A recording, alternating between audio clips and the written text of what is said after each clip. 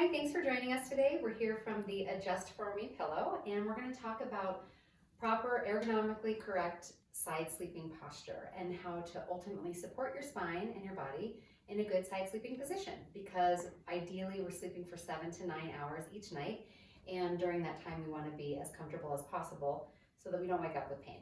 Really, that's our goal. So I have lovely Lucy here today as our model, and I just want to talk a little bit about the spine before we go into side sleeping posture. Something that's really important to think about is the base of the spine, which is the sacrum. It's a flat bone at the base of its spine that connects into the pelvis, and it connects with little ligaments from the sacrum to the pelvis.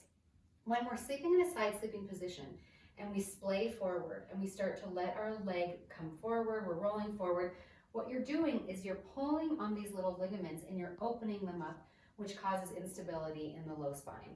I mean, that coupled with other things like core weakness and our sleeping position isn't responsible for everything, but ultimately it's really important to support this part of the spine. And I'm going to show you how to do that today. And we also want to appropriately support the straight line of the spine when you're sleeping.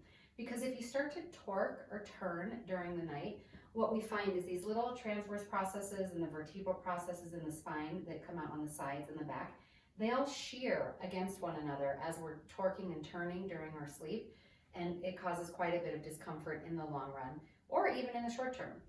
Also the cervical spine. I mean, people are very aware of neck pain when they wake up from sleeping on a poor pillow, but we aren't always thinking about the spine in total when we're thinking about correct sleeping position. So I'm gonna have Lucy actually lay down here on the adJust for Me pillow.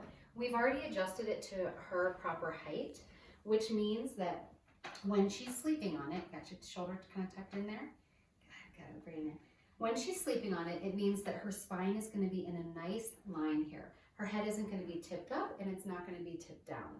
And the pillow is adjustable by layers, and so we have removed a 1-inch layer from the pillow to fit her particular structure.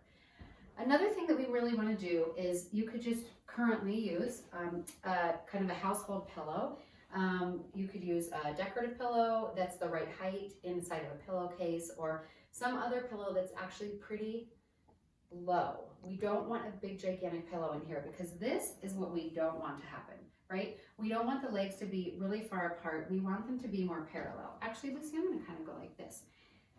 This is nice because it actually supports the foot a little bit too. So there's nothing that's happening that's pulling on her spine here. And she's nice and supported. Her knees aren't going to be sore from hitting against each other during the night. In a smaller framed person like Lucy here, we tend to be a little bit bony, and sometimes it can actually be uncomfortable having your knees touch. So that's part of the reason that people start to kind of do that splaying action forward.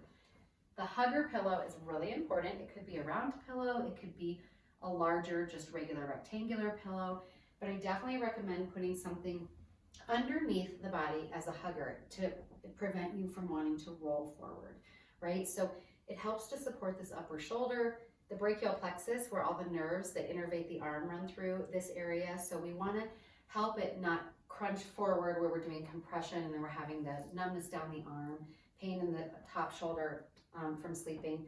And then we have our pillow here. We have the adJust for Me pillow, which is appropriately supporting her so that she's also not crunching into her lower shoulder.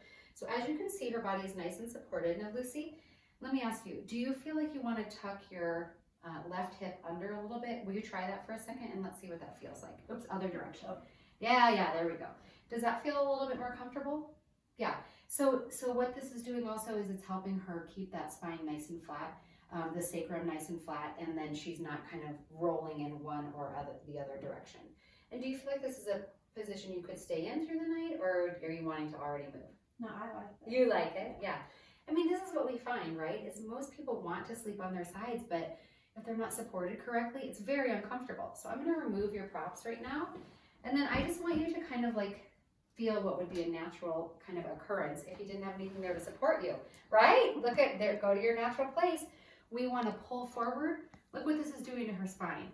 It's twisting through the pelvis, it's twisting through the center spine, and it's also pulling into her neck.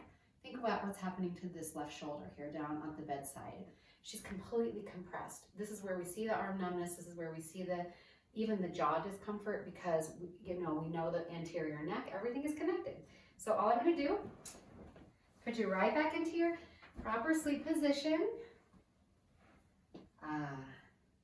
Sweet dreams.